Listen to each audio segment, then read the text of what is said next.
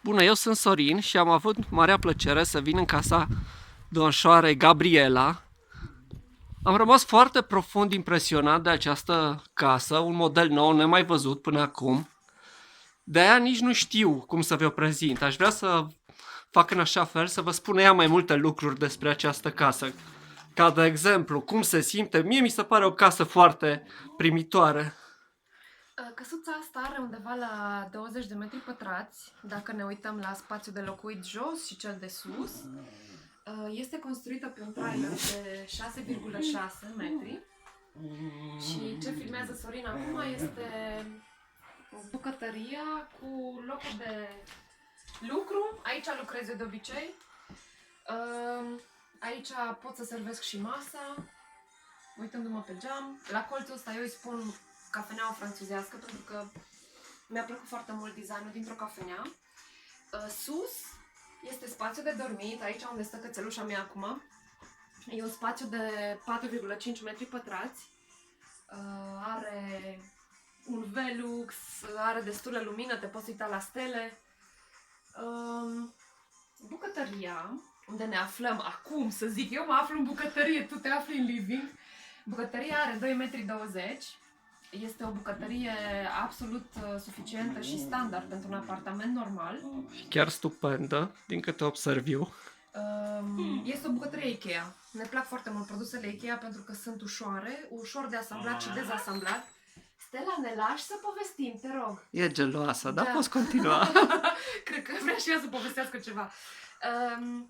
Foarte mult din spațiul ăsta, cred că undeva la 30% nu-l folosesc, este gol. Asta ca să explic gândul sau panica pe care eu am avut-o la început, înainte să mă mut, că nu voi avea loc. Deci în dulapurile din bucătărie 30% e gol, iar în spatele tău se află o debara. O să și arăt. Da, te rog. O debara cu haine în ordinea pe care o pot eu ține. Jos sunt papucii, pentru că în momentul în care mă descalc, deschid imediat ușa asta și arunc papuci acolo. Aici este unul dintre locurile preferate ale tuturor celor care văd căsuța asta. Datorită geamului rotund, este un loc unde, dacă ai un peisaj frumos, acum nu e ideal, pentru că plouă și e așa, dacă ai un peisaj frumos, o cafea, o carte bună, te pui și citești aici. Sau scrii, sau... Poți să faci orice, e perfect, oricum, pe de-o parte. Canapeaua asta este extensibilă, ajunge până în ușă și este pentru musafiri, pentru toți oamenii care vin în vizită. Aici pot dormi 5 persoane în casa asta. 3 sus, este loc pentru 3 sus și 2 aici. Este cea mai mică canapea de la Ikea, e chiar foarte, foarte mică, pare mare, dar e mică. Pictura asta e realizată de o artistă la care țin foarte mult, o artistă din Miercurea Ciuc. Se numește Carina Daradici, chiar ieri a făcut pictura. Lămpile sunt făcute din niște crengi pe care le-am găsit aici în curte. Vă arăt asta nu pentru că, vai ce grozavă eu că am făcut niște lămpi, ci pentru că vreau să încurajez oamenii să folosească lucrurile pe care le aruncăm. Crengile astea erau pentru foc. În casa asta sunt foarte multe lucruri refolosite, de la rafturi, la lambriuri, toate lambriurile din exterior, toată casa este făcută în exterior cu lambriuri pe care le-am recondiționat de la o cabană din Austria. Chiar și geamurile îmi spuneai că au 15 ani și arată fenomenal încă, nu? Geamurile la fel, le-am cumpărat de fapt de pe o casă în demolare. Uitați-vă cum arată o tâmplărie de 15 ani. Din Austria, dar are 15 ani. Aș vrea să vă prezint un pic spațiile, pentru că lumea întreabă: dom'le, dar unde e baia? Unde e frigiderul? Ajungem imediat, într-o secundă, e casa mică. Asta este locul unde am eu frigiderul. Și aici e locul unde va fi o mașină de spălat, presupun, nu? Jos va fi o mașină de spălat. În dreapta mea se află locul de depozitare a hainelor sau a lucrurilor pe care nu vrei să le vezi. Deci le arunci aici, așa. Și acum o să te las să mergi în baie, pentru că nu este loc pentru 2 persoane în baie. Și eu o să vorbesc între timp. Baia este mică, cum spuneam, pentru o singură persoană. Are o toaletă ecologică. Încă nu este instalată, deci baia mai are nevoie de lucru. Mici retușuri, dar va fi Da. foarte ok în puțin timp, se pare. În spatele tău, în spatele tău este dușul. În momentul Care ăsta- și aici încă se mai lucrează un pic, dar va fi Da. gata imediat. Da. Și lățimea băii este de 1 metru. Aici avem o ghiuvetă. E mai mult decât suficient pentru a trăi comod, lejer, plăcut. E o casă foarte primitoare, e prima oară când vin, nu o zic așa doar, dar într-adevăr am avut o senzație foarte plăcută când am intrat în această casă. Și Gabriela, nu o cunosc, e prima oară când o văd, dar e un oaspete foarte ok. Atmosfera... Acum mai spune-mi tu, te rog frumos, că oamenii sigur vor fi interesați ca și mine, cam cât durează o casă de asta. Mi-ai spus așa în particular că lemnul e tratat, e foarte ok, adus de...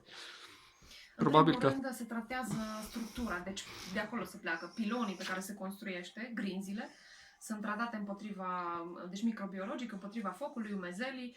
După aceea, lambriurile care se folosesc pe exterior sunt termotratate. Este un procedeu special care prelungește foarte mult viața lemnului și care face lemnul să reziste mult, mult timp fără intervenții, fără să trebuiască să-l lăcuiești, să șlefuiești. Și, în general, garanția dată de producător pentru lambriurile de exterior este de 50 de ani. Adică 50 de ani nu trebuie să vopsești lemnul. Deci pe viață, practic. Cam. Măcar pentru 2. Așa. Ce ar mai fi interesant pentru un om să știe? Cât costă, de exemplu, o astfel de căsuță? Sau cum se încălzește un om într-o astfel de căsuță? Căsuța în care ne aflăm, cum vă spuneam, are undeva la 20 de metri pătrați și prețul ei cu toate utilitățile, cum o vezi acum, este undeva la 21.000 de euro.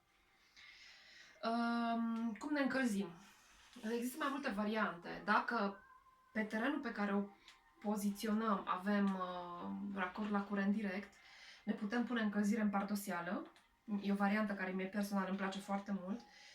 Încălzire în pardosială, după aceea sobă pe lemne, sunt niște sobe miniaturale, sunt cam atât de mari. Sobă pe lemne, încălzire pe curent, cum am eu în momentul ăsta, deci eu folosesc în momentul ăsta un calorifer electric. Există toate variantele posibile, care se folosesc și la căsuțele clasice. Căsuța asta este făcută în așa fel, izolată, în așa fel încât să se poate locui 4 anotimpuri în ea. Deci liniștit poți să locuiești și iarna.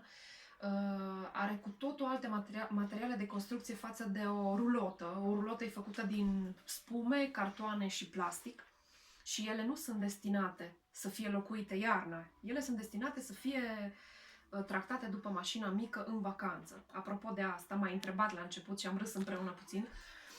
Asta nu este o rulotă. Asta nu este o construcție ușoară cu care să te cărăbănezi toată ziua, bună ziua... Pentru 2-3 zile, nu, sub nicio formă, nu. Deci are 3,5 tone casa.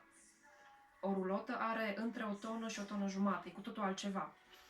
Casa asta o poți tracta cu o mașină de teren care are motorul de cel puțin 2500 cm3 și din experiența mea am observat că ai nevoie de cel puțin 150 de cai ca să te simți confortabil când o tragi. O tragi și cu 110 cai, dar e altă poveste cu 150-200. Ce întrebări mai ai? Unde poți să o pui, nu? Da. M-ai întrebat asta. Bine, poți să o pui unde vrei, dar unde ar fi ideal să o pui? Da, ideal. Ideal e ce înseamnă pentru tine bine. Pentru mine înseamnă bine undeva la marginea unei păduri, să am totuși niște Exact, vecini. cam așa. Să am niște vecini, să nu vină Că ursul dacă nu ți-o ia, poate, că e prea frumoasă, cine știe. Nu e chiar așa ușor de luat. Are niște sisteme care previn asta. Dar o poți pune pe un teren intravilan, extravilan, fără să ai nevoie de autorizație de construcție, ceea ce e un aspect foarte important, cred că. Îți trebuie un racord la apă și, bineînțeles, să-ți rezolvi problema curentului. Poți să ai curent direct de la rețea sau curent cu panouri fotovoltaice. Da, și asta e o soluție, nu? Dacă Da. vrei să fii independent. Exact. Oricum, din câte am observat eu, poți să faci cam orice cu casa asta, poți să fii chiar independent, oarecum. Deși, Păi Ai poți să avea. fii independent din punct de vedere energetic, pentru că ai tot curentul de la soare. Există acum sisteme performante, deci panouri fotovoltaice care fac față la electrocasnicele pe care tu, de exemplu, le ai în apartament. Ce ai tu acum în apartament, de exemplu? Un frigider, O mașină de spălat, o mașină de cafea, cam așa. un laptop, Un telefon, aragaz electric. aragazul electric. Bun. Pentru un sistem cu panouri fotovoltaice nu recomand aragazul electric, recomand aragazul pe gaz, pentru că aragazul consumă Da, mult curent. da, așa este. Cum e acum în casă aici, este aragaz pe curent. Pe gaz, scuze, pe gaz. Și atunci, kitul fotovoltaic susține consumatorii electrici uzuali. Un frigider, o mașină de spălat, laptopul, telefoanele. Bineînțeles, o să fii atent când folosești mașina de spălat, nu o să bagi în același timp și laptopul și 13 telefoane la încărcat. O să fii puțin responsabil cu consumul de energie. Ce alte întrebări mai ai? Eu? Nu știu, e casa ta, tu ar trebui să știi cum să ți-o prezinți. Păi eu deja am înțeles cam orice despre casa asta, Da, în mare. Acum, dacă ai tu să mai spui ceva, nu știu. Nu, căsuțele astea arată minunat din poze, din filme, dar trebuie venit și văzut. E o senzație când intri în ea, cum ai reacționat și tu de fapt, când intri în ea și vezi spațiu și vezi că nu te sufocă. La mine ăsta a fost... Da, e foarte erisită și are foarte multe geamuri, e foarte luminoasă, asta am observat. E ok, ceea ce într-o rulotă cu siguranță nu găsești. În primul rând are un regim de înălțime mai mare față de o rulotă, are 4 metri. Deci deasupra ta, unde este dormitorul, unde e mansarda, în unghiul unde se întâlnește acoperișul, sunt 4 metri. Am remarcat că te simți exact ca într-o casă, mai mică, poate ca într-o garsonieră, să zicem așa. Dar e foarte frumoasă, foarte chic, foarte cochetă, să zicem. Așa spre final, poate o filmez și pe Stella cum a dormit, s-a plictisit. Ia să vedem. Măcar nu mai e geloasă, s-a liniștit. Da. A văzut că eu nu sunt o concurent pentru ea, probabil. Și gata. putem Și să vă oprim. salutăm. Vă salutăm.